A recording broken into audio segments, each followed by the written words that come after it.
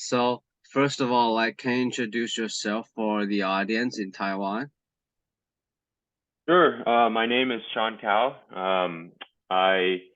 So I'm in college at Arizona State University. I got my master's degree also from Arizona State University. So I got my bachelor's and master's there. So I'm there for 4 years. Got my master's degree in exercise science. And then after graduating, I got a swim coaching job in California. And so I moved to California and took that swim coaching job. Did swim coaching for almost 4 years. Or no, it was 3 years. And then while I was swim coaching, I started aquatic sports performance kind of like as a side business. And then it actually grew to a point where I had to quit swim coaching just so I can focus solely on aquatic sports performance, which was actually kind of my first love was, the strength and conditioning sports performance aspect of it. And so, yeah, I'm really happy that actually worked out because I was able to, I still miss swim coaching and I really did enjoy or still do enjoy swim coaching, but ASP is kind of like my baby. So I kind of grew it and then now I'm doing that full time and I kind of left swim coaching 1 year ago. Cool. So, is aquatic sport performance focusing only on swimmers? Our main clientele are swimmers. And we started off with just swimmers, but we slowly started adding water polo and triathletes.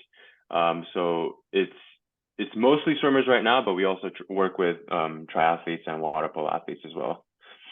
Cool. So for these athletes, they're in the water. They're not like those land sports. They're like running, jumping on the land. So how exactly is the training, like performance training or strength training, going to be different? So it's kind of a loaded question, but I'm gonna break it up into the one of the main things is the ratio of upper body versus lower body training. So if you think about land sports, locomotion happens via the lower body, right? You're moving around, you get from point A to point B on your lower body. In water, most of the propulsion that comes from water comes from the upper body. There's a study done by, I forget the author's name. Anyways, it was like 70% of freestyle swimming propulsion comes from the upper body. And so one of the main differences that I kind of adjust in our training, depending on the athlete, because water polo athletes and breaststrokers kind of have a different need, but for freestyle, butterfly, backstrokers, a lot of the propulsion comes from the upper body. And so our training volume is kind of skewed almost to their upper body, but at the same time, we also have to be super careful with the volume because they're already doing a lot of upper body volume in the pool. So we have to be careful with the exercise selection that we're picking, so we're not over fatiguing the athlete. And then the other thing is for aquatic athletes is when we're training novice versus advanced trainees. When you work with we work with a lot of youth athletes, so 14 and under, 12, 13, 14-year-old athletes.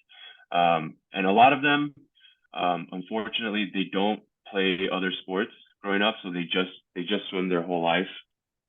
And what happens with those athletes is because they were, in an aquatic environment pretty much their whole life athletically, they never really had time to, to experience those ground reaction forces. And so they're actually, I don't want to be negative, but a lot of those athletes who never trained on land or played other land sports and they only swam, they're actually very weak on land. For the novice trainees. The advanced trainees, it's a different topic and we can get into that.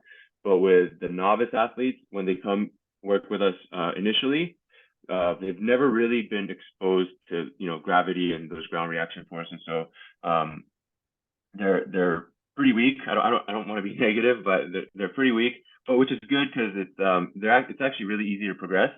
And so we just do a bunch of the basics. You know, we got to teach them how to do like a lot of them can't do a push up. So, you know, the first 4 weeks of training is teaching them how to do a push up, and then, you know, getting them their first pull up. That's super important. And then also teaching them how to stabilize, because a lot of times, you know, especially when they're working with open chain exercises, their arms are kind of like wobbly, and we got to teach them how to stabilize and that kind of stuff. But yeah, I would say those are the main differences. Is you know, for the novice trainees, not having you know, not being exposed to gravity, and then the upper body versus lower body training ratios. How about the advanced athlete that you mentioned? The advanced trainees? Yeah. So with the advanced trainees, we have to be really careful with the volume and intensity that we're applying to them, because they're already doing a ton of volume in the water. And swimming, water polo is a little bit different, but I'm gonna just speak on swimming right now. But in swimming is interesting because in other sports you can kind of break up the sport practice into, you know, skill development and then the energy system development. They're two different, you know, sometimes you have two different practices. Like soccer, you're having just passing drills or whatever, and then you also have your shuttle runs and stuff where you're trying to really develop energy systems. With swimming, it's very interesting because it's kind of, they're both the same thing. Like the energy system development training and the skill development training, they kind of occur at the same time. And yeah, you could do like swimming drills and that kind of thing, but you're still having to work pretty hard when you're doing those drills. So there's still kind of like an anaerobic component to them. Like for example, I'm training Brazilian Jiu-Jitsu right now, and when you do combat sports, like you can't spar every single day. Like that would just destroy you, right? I think I saw you worked at karate or something, right? Yeah. So yeah, you kind of understand it, where you can't spar every day, but you still want to train every day so you continue to get better. And in jiu-jitsu, what you can do is like you spar, you know, 2-3 times a week, and then the rest of the time you're actually just drilling, you know, working the moves, working on the choreography, and that helps you get better at the sport because of the skill acquisition. And then the sparring and stuff, that's your energy system development. So with advanced swimmers, we have to keep in mind that the energy system, like they're training all the time. So my point, I'm going to circle back, is when they come into the weight room, a lot of times they're really tired.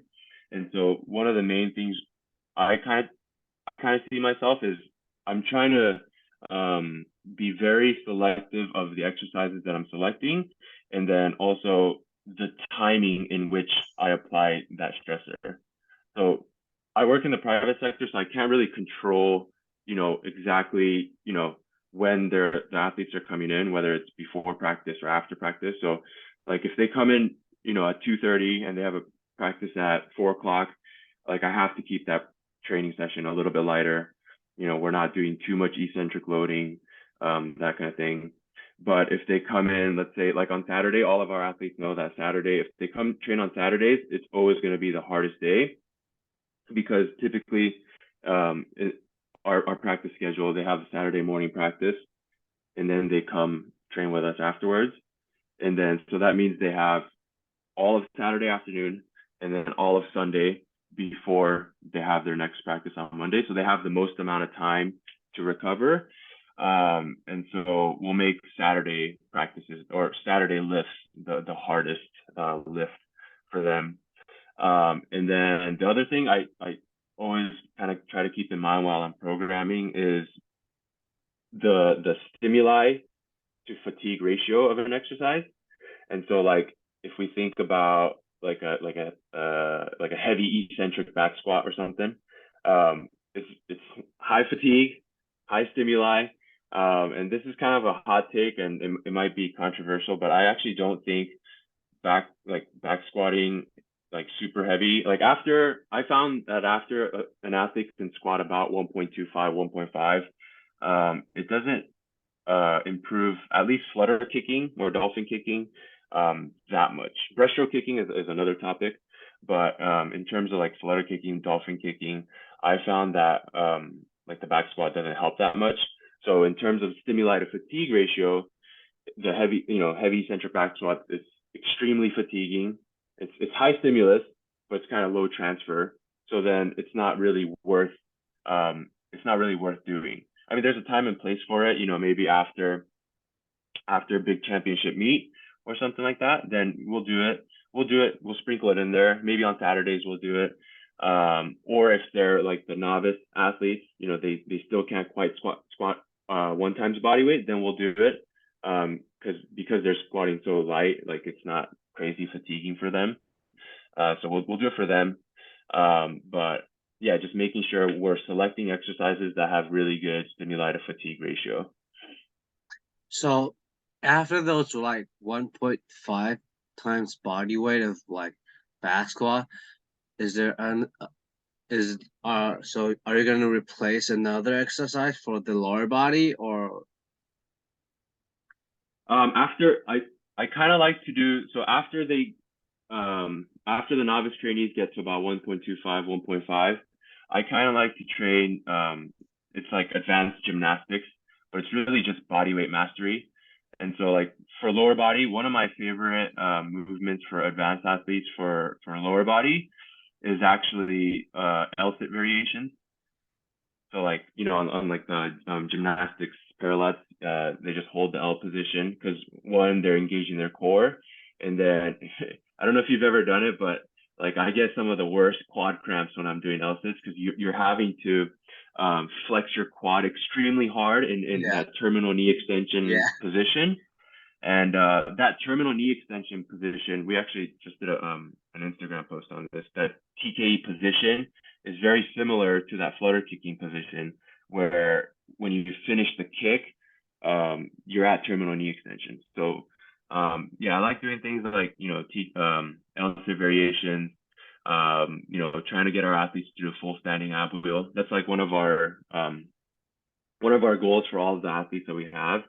Is we try to get everyone to be able, we don't get everyone there, but we say, hey, this is the goal. We're trying to get everyone to a full standing ab wheel. So like starting at the feet and then rolling out all the way and then coming back without pelvic movement. That's one of the goals that we have. And then we make micro progressions to get to that. Not everyone gets there because it's pretty advanced movement, but the training is designed so everyone is headed in that direction. Cool. So you mentioned that swimmers or like aquatic athlete, their ratio between upper body and lower body are a lot different with those like land sports. So so does that mean that the upper body strength will probably be stronger than like those, or the ratio of like strength training, like the upper body are probably going to be stronger than those like land sport athlete? Yeah, I would say so. Yeah, I would say so. We one of the metrics that I like to keep track of is body weight to strength ratio from one rep max pull up. So we test everyone's 1 rep max pull up, and then we try to get them to 1.5. So the formula is body weight plus the 1 rep max all divided by body weight. It's basically, if you're 1.5, you're pulling up 50% of your body weight.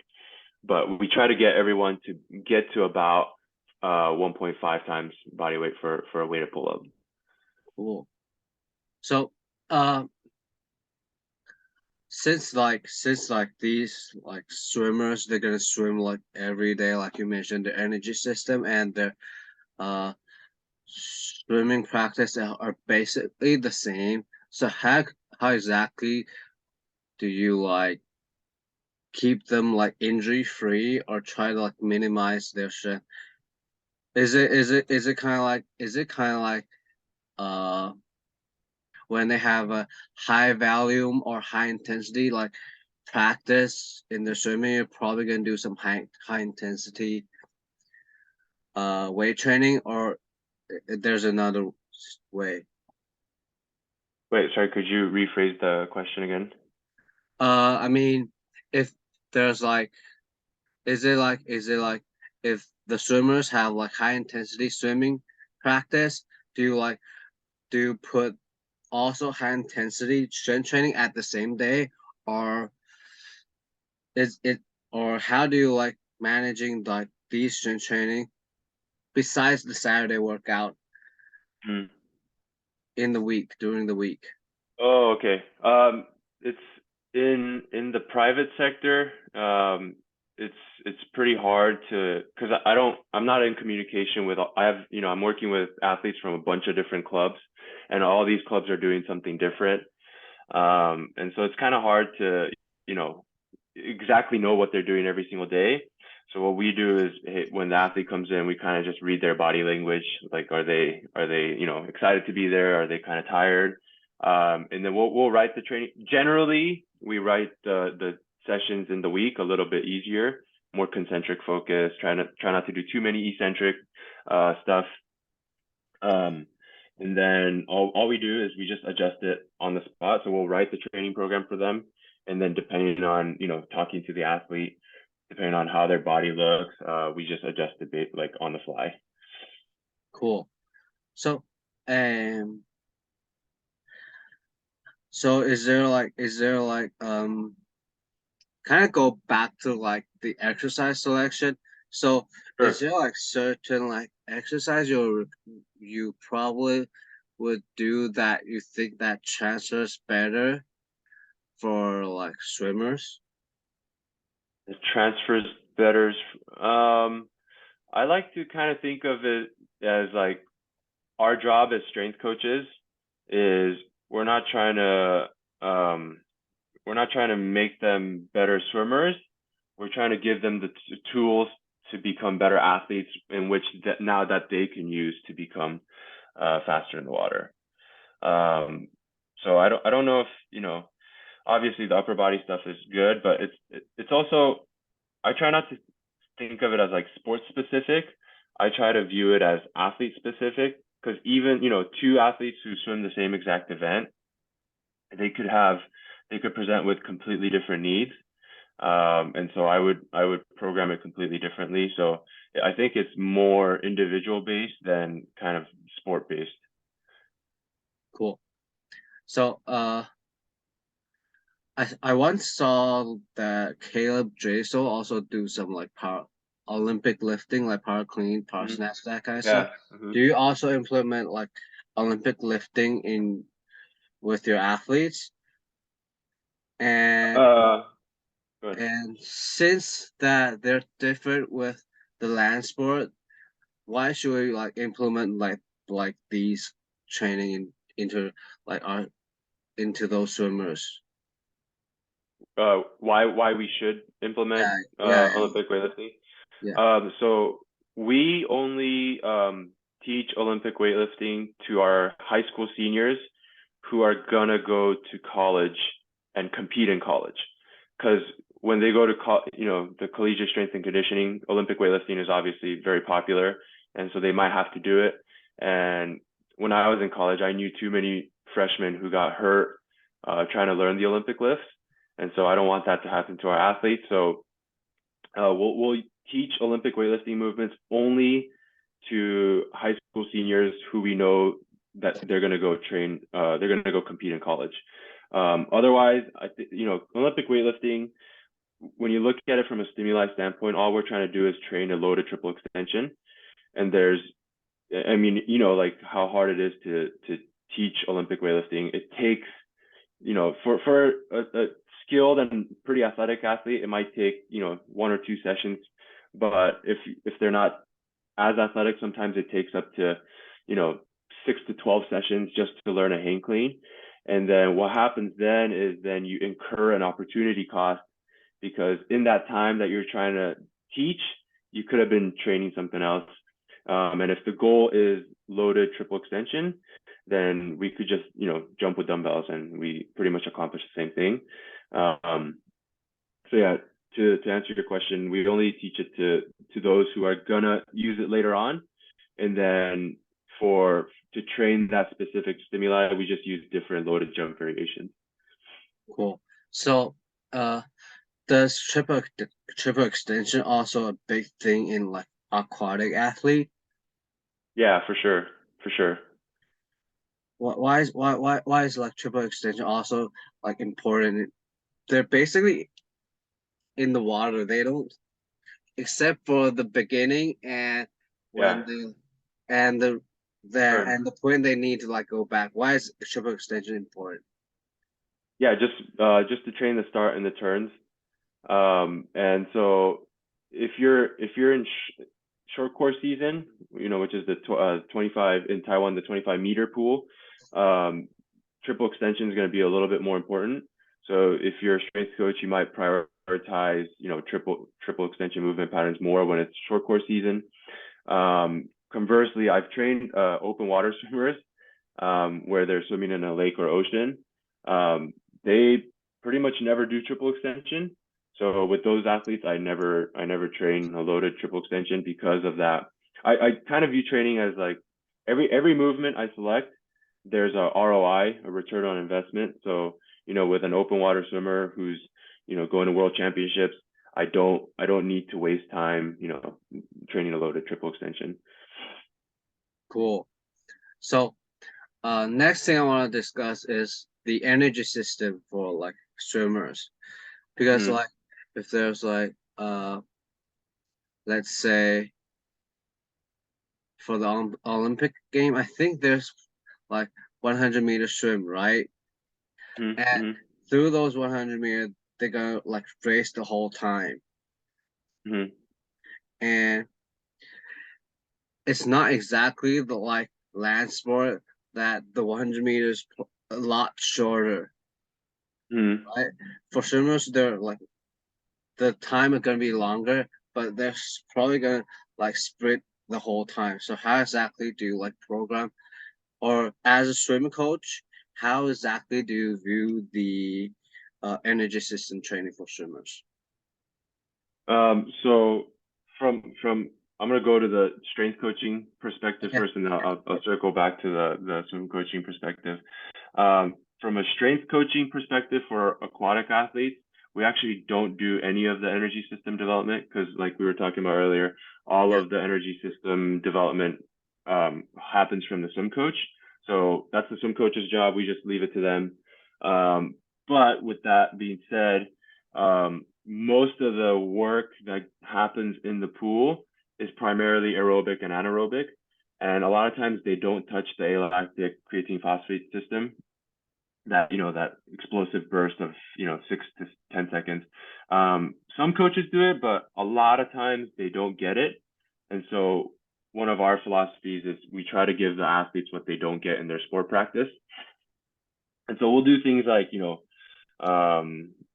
repeat loaded jumps as hard as possible or as high as possible, 4 times or something like that, just to kind of touch on that creatine phosphate system, or throwing med balls as hard as they can 8 times, and that kind of touches on the creatine phosphate system. So I guess in terms of energy system development, we'll touch on the CP system, but not really. We won't really touch aerobic or anaerobic. And then from the swim coaching perspective, there's like 2 camps for energy system development. There's kind of like the old school camp where you do a lot of high volume. You're swimming 8 to 10,000 meters per workout they say to develop the aerobic base. And then they'll start coming down as the season goes along. So they'll drop the volume as the main competition years. And then there's another kind of camp where they only swim like 2,000 to 3,000 meters per practice, and they try to keep it race pace at all times. And I'm not really a swim coach anymore, so I don't really want to talk too much about it because I don't want to upset too many swim coaches. But basically, it's it follows pretty much the same principles, even as strength and conditioning. It's do a high amount of work to build capacity and allow you to recover. And then as you near competition, you get more specific. Cool. I asked this because there's one time I was doing my own education in Taiwan, and there's a swim. He used to be a swimmer, and after he graduated from college, he's a strength and conditioning coach right now.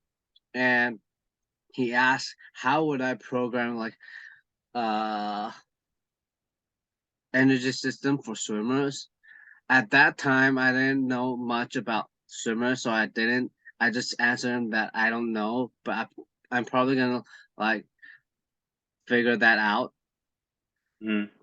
And the way he answered me is like basically he said like in Taiwan they basically do things like CrossFit, just non-stopping like powerlifting, non-stopping like Olympic weightlifting for a huge amount of time. So that's basically like how they do the energy system in college right now. So I was kind of amazed that why is that energy system? That's interesting. Yeah, I don't know if I would do that because like the risk involved of injury, and then stimuli to fatigue ratio is not great with that. And then like if you're already training one quality, which is aerobic or anaerobic in the water, like I don't really see the point of repeating it outside of the water. I would work on kind of that CP system, because what I found with swimmers, we do a test on the assault bike where we try to get them to see how high their watts are. So they'll go for like 10 to 15 seconds as hard as possible, and then we'll just watch on the bike how many watts they hit, and then we'll divide it by their body weight in kilograms, so they get a relative score. And what I found after we've done this for almost 2 years now, and what I found was before athletes start training, their ability to really generate that explosive power from 6 to 10 seconds for swimmers is, before they start training, it's actually really bad.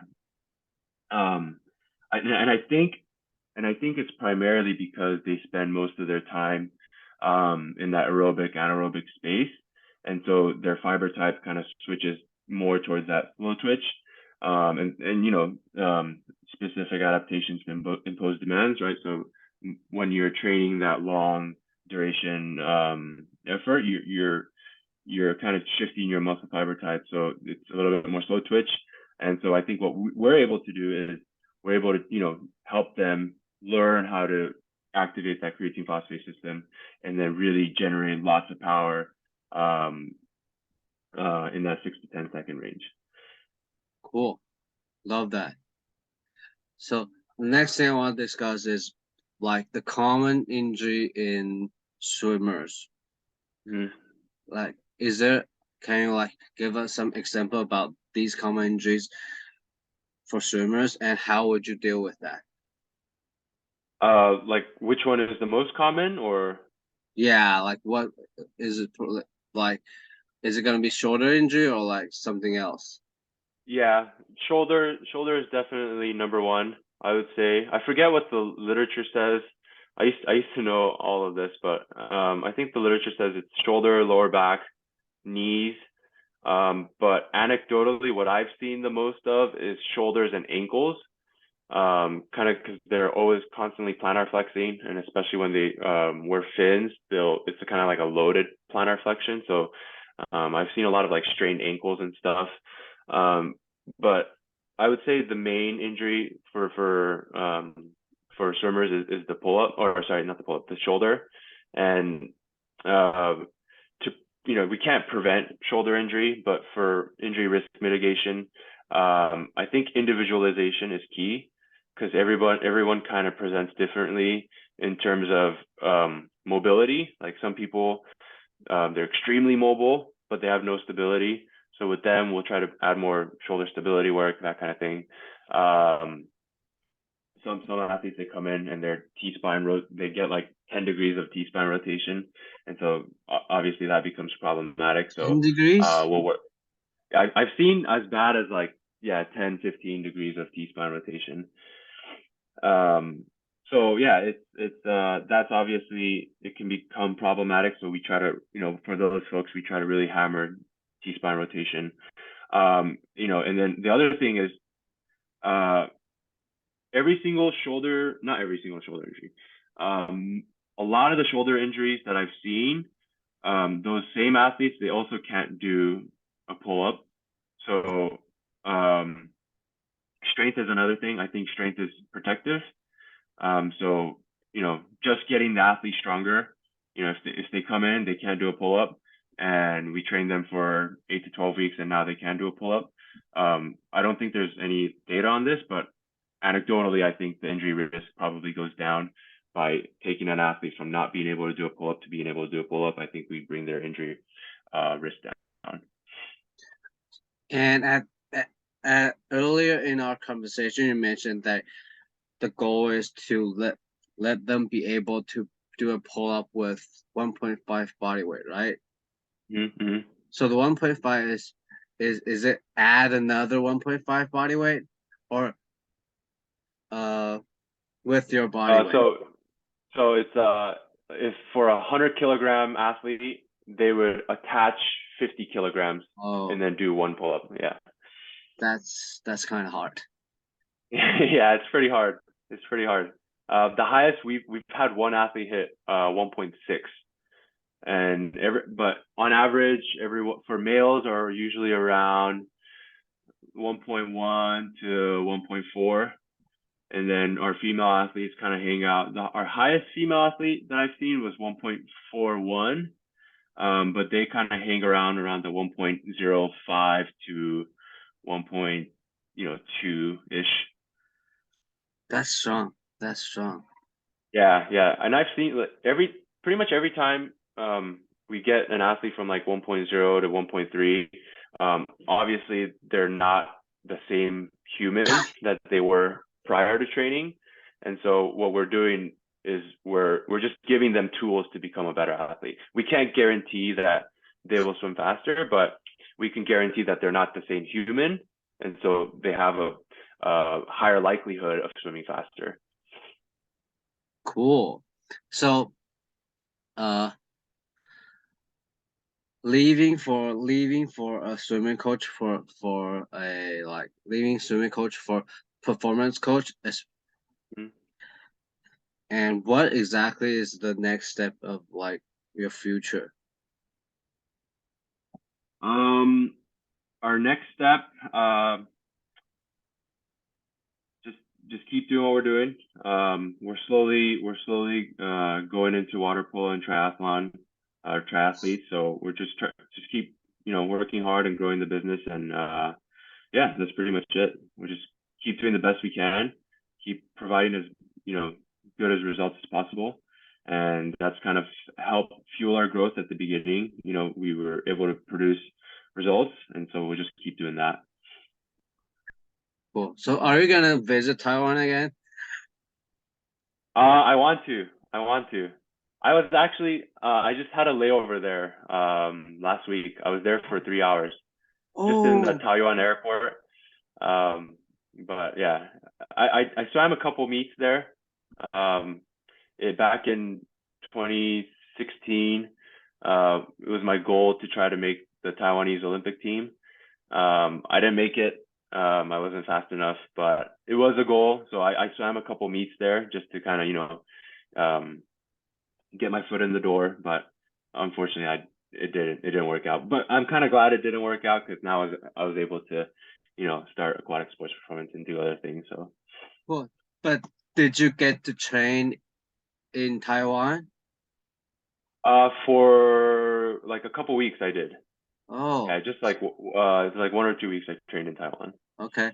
So for those 1 or 2 weeks, like, is there like any like major difference for like training culture, or like just anything else? Like, is there like a major difference in like training in the state and training in Taiwan?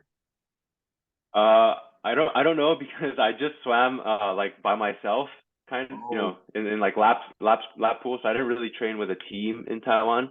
So I can't really speak for, you know, what the training culture and stuff is like over there. But the meet culture is definitely different. Cool. So if you come to Taiwan next time, let me know, okay? I will let you know. I'll call you. Cool, man. Cool. So for those like coaches are interested in what we're talking about today, where can they reach out to you? We have an Instagram, Aquatic Sports Performance is our Instagram, and then website is aquaticsportsperformance.com. And then, yeah, pretty much everything is there. Love it. Love it. Appreciate it, man. All right. Thank you. Thank you, Eric.